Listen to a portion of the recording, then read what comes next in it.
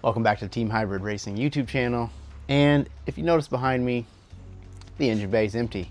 So we're working again on our Redneck Supra. If you're not familiar, that is our 2000 Ford Mustang that we are swapping in a GM Vortec 4200 Alice motor known as the Ameribera. We've got an empty engine bay here because today we're going to walk through a few changes that I'm making on this project. You've seen us build an oil pan, create motor mounts, and just kind of test fit this thing in the engine bay, but we're going to go ahead and strike all that and change everything up. So I'm going to show you what we picked up, and also got an exciting announcement towards the end of the video of a big change we're making on this setup. So let's go ahead and jump on in, check it out.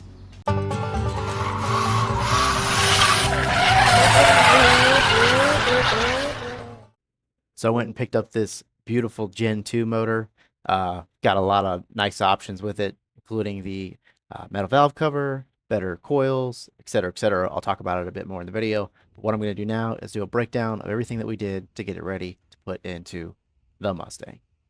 All right, these are normally an absolute bear to remove. The last one I had to use a giant hammer to beat it out. It took me probably an hour. This one literally slid out with just this screwdriver. So I believed the guy I bought it from that this was a lower mileage, 125,000, but now 100%, no doubt, the fact that that came out so easy, feels so lucky. So awesome on 08 motor, low mileage. Very happy with this. All right, the next step in prepping this motor, getting it ready, is we've got some exhaust studs that broke. So just like an LS, you see it's pretty common on these, aluminum head. We've got 3 of them. This one's sticking out pretty far, shouldn't be too bad. This one's got a little bit, shouldn't be too bad. This one over here, this one's gonna be tough. So I'll probably just use a welded nut and try to get that out. If not, I might have to get an extractor on that last one. So, but let's get all those out so that way we get a nice clean seal on our manifold. I don't want anything leaking.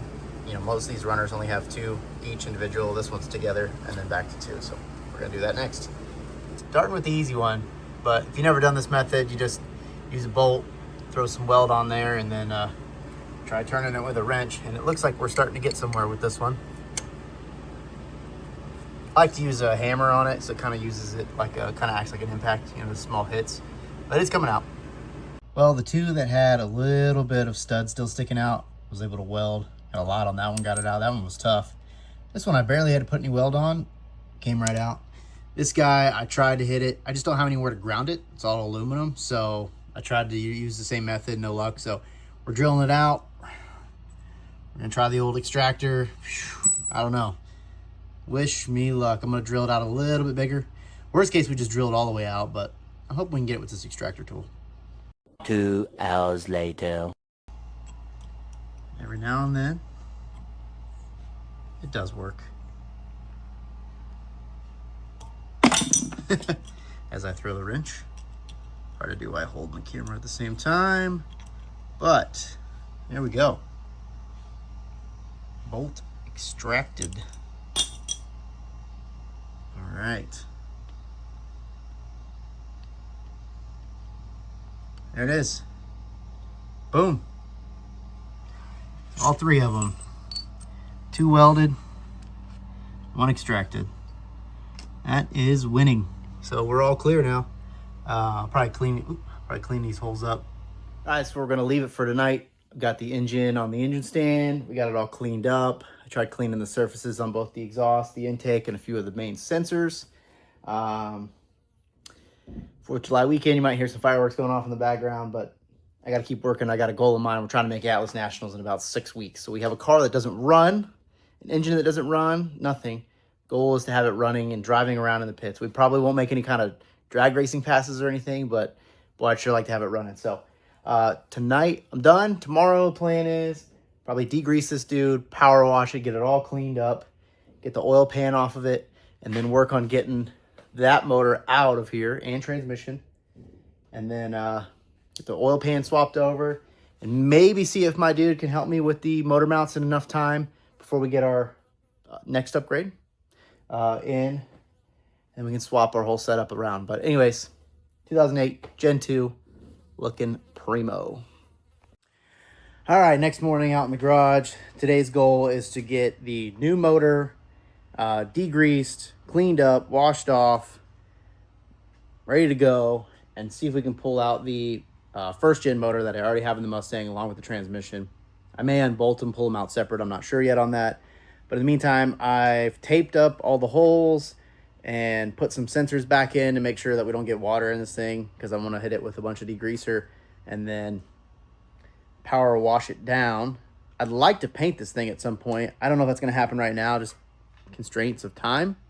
But in the interim, let's get this dude clean. So let me show you what we're working with. So obviously the valve cover, pretty greasy, pretty dirty. The valve cover is probably leaking, which is why we've got all the oil here.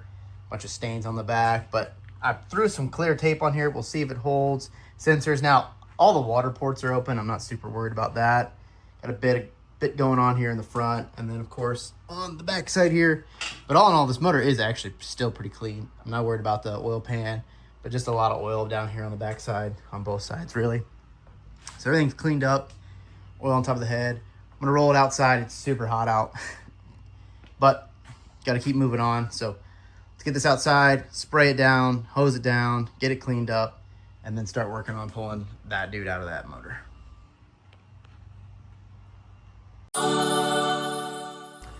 All right, so step one of what we're doing now is pulling the Gen 1 motor. I unbolted the transmission. I'm just gonna leave the transmission down there for now, which if you haven't been following along, that's an AR5 5-speed transmission, but we're gonna change things up. More to come on that soon.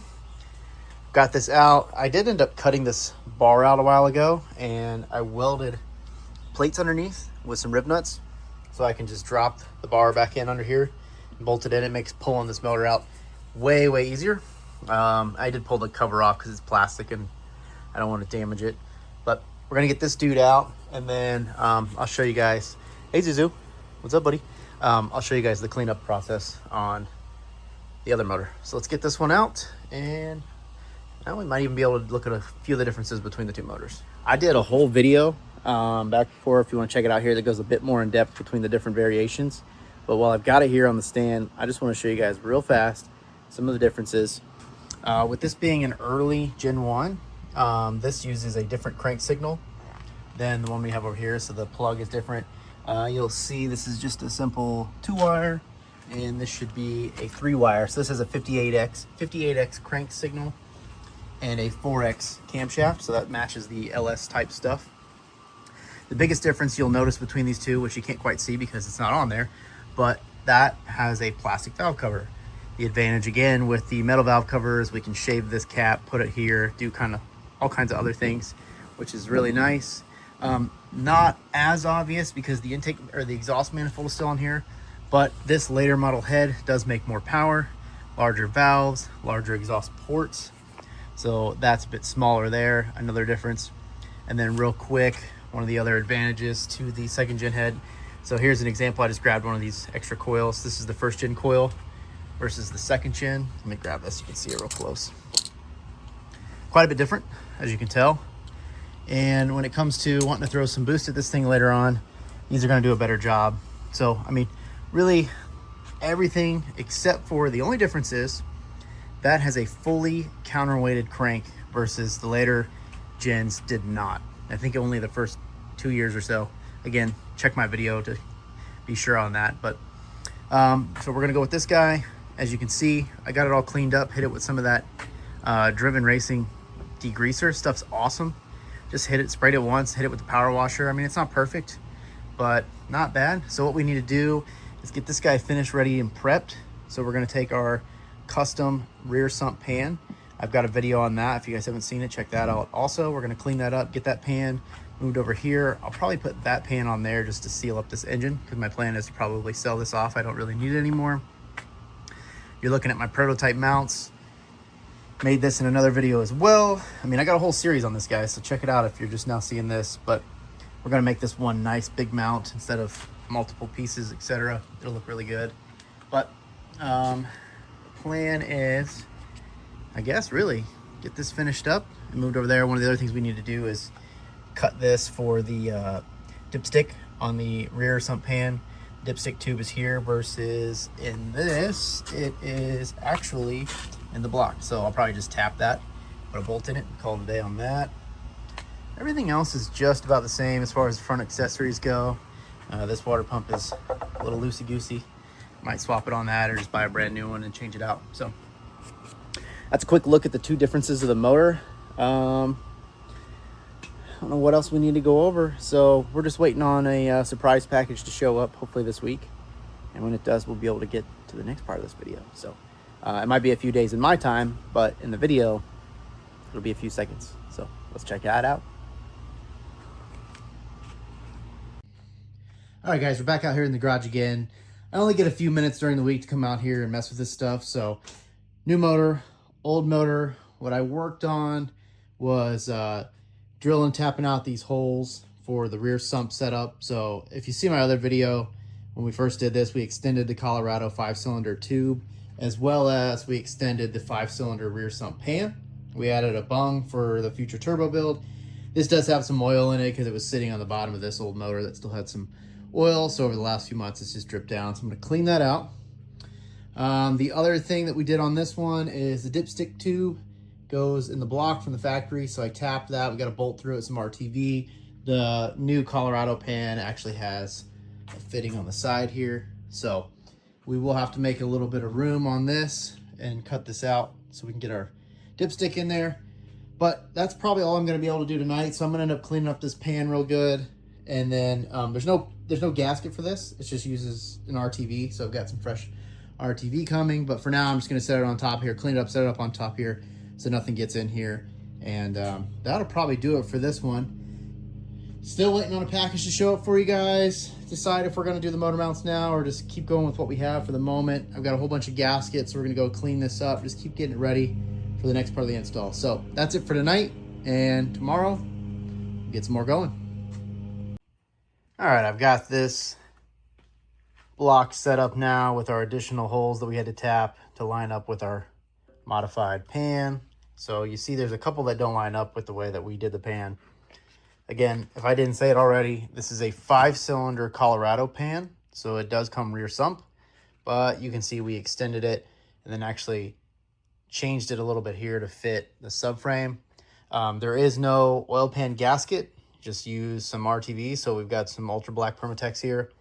I'm gonna run it through here and around all the holes, drop her on and get that thing torqued down because we are hopefully all set as far as the bottom end goes.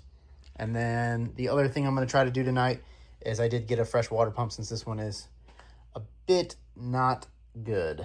So I'm not going to show you guys how this is done, but we'll come back once it's on here. I got to look up the torque specs because I don't remember, and there's a few different size bolts. But that's a quick overview of the pan. If you want to see the whole thing, I do have a video where we made this pan start to finish and extended the rear sump.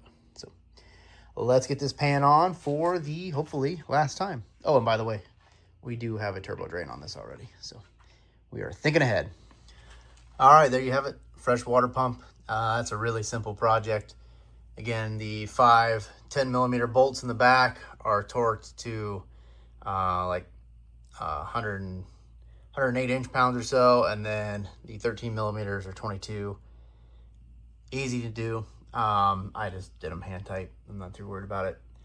Same thing I do on the LS pumps. So now we're going to go ahead and do these. Little guys, kind of the same idea, right? So 108 inch-pounds, 18 to 22 on these. And unfortunately, you can't ever get these pans perfect when you weld on them. So it does have a little bit of warp. So we'll probably end up starting at the back and just working our way towards the front, kind of crisscrossing to try to get a nice even pattern.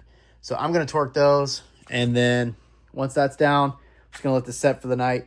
Waiting on more parts to show up, and we'll continue this video probably tomorrow. So little snippets of me working on it. That's just how I can get stuff done in the short amount of time I have. We're going to just keep rocking and rolling. I promise you, stick around to the end of the video. We're really going to see what we've all been waiting for, the next step in this project. It's coming, guys. I got a tracking update today. It is on its way. So stay tuned. Let's keep going. All right, guys, we've teased it long enough all throughout the video. Obviously, in front of me, you can see what we've got as far as the exciting news and change up. So, you know, we were going to run the Gen 1 Atlas plastic valve cover, etc., with the AR5 5-speed transmission, and we've completely walked away from that, and now we're going to run the Gen 2, a little bit more power. We got our metal valve cover. You know, all these different upgrades are going to be nice for the build. And then we've got something here from Tremec. So, if you don't know Tremec makes transmissions. They make 5-speed, 4-speed, 6-speed. Some of the baddest transmissions and stick shift cars on the planet run Tremec transmissions. And we've got ourselves set up with a TKX 5-speed. This thing will handle any of the power that we are going to throw at this thing. But also, more importantly, it has a better gear set for what we're trying to do with this car. It's going to give us a nice overdrive, a better first gear, just way better drivability with this thing. And it's going to take the abuse we're going to throw at it. Additionally, our awesome friends over at Atlas Industries hooked us up here with an adapter plate. If you're not familiar, Atlas Industries, they are kind of like the leader of a lot of these awesome parts for this newer-ish platform. So we're going to be able to use that to adapt our Atlas to a standard Chevy/LS bell housing. Enter in Silver Sport transmissions. We're partnering up with these guys too. We got ourselves a small block Chevy LS bell housing that connects to the TKX. So you see this piece back here, 4 bolts, going to connect to this. And then we're going to run a Extreme Street McLeod disc, clutch disc setup. That's all there. The only piece of the puzzle we're missing is a flywheel, but Atlas Industries is working on that. Some more to come on that in the next video. We're probably going to end it with this. We'll go ahead and pull this out so you guys can check it out, get a little B-roll, a little bit more on here. But I just wanted to talk real quick about the changes that we're making and what we're going to do. So again, going with a little bit more horsepower, 2nd-gen motor, a lot more options as far as what we can do with the valve cover, etc., coils, just lots of great stuff. I'll get into detail with that. And then also this transmission. So let's open this box and check this thing out. So here it is out of the box, the TKX. Again, this is a Tremec 5-speed transmission. I think it's rated to like 600 foot-pounds of torque in 4th gear or something crazy like that. Good up to like over 7,000 RPM shifts. Until we do some work on this thing, we won't be making that kind of power or taking it that high in RPM. So this thing should take all the abuse. We've got our Silver Sport bell housing, which you can see is going to slide on right here, bolt on. Obviously I can't do it right now, but this kind of gives you a full picture of what this transmission is. So it's compact, it's light. Hopefully we've got the correct distance. We'll have to see and fit into the factory trans tunnel, but that's what we're doing today, is to get this all together. I guess I say today. We'll be doing that today. You'll see that on the next video. Anyhow, big shout out to Tremec for getting us hooked up with this unit, partnering with us on this. Again, our friends at Atlas Industry, go check that out if you're thinking about building an Atlas. It's got a lot of cool products that are already out and upcoming. You're going to see more of those in this build as we go along.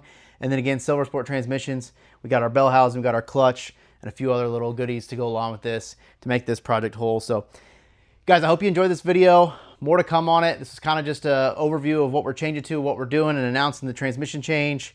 In the next video, you're going to catch us putting this all together and putting it back in the car so we can finally start figuring out stuff as far as transmission mounts, drive shaft, and then start working on getting this thing running. Our goal, again, 5 weeks, Atlas Nationals over in Killcare, Ohio, Xeno, Ohio. We're trying to get this there.